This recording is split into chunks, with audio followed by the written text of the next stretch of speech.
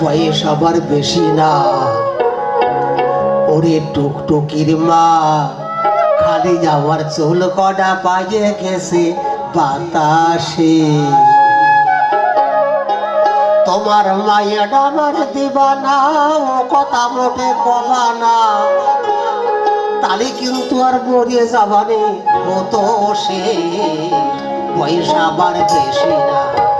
ওরে টুকটুকির মা, চুল কটা পাইয়ে গেছে বাতাসে। বয়স আবার বেশি না। ওরে টুকটুকির মা, চুল কটা পাইয়ে গেছে বাতাসে।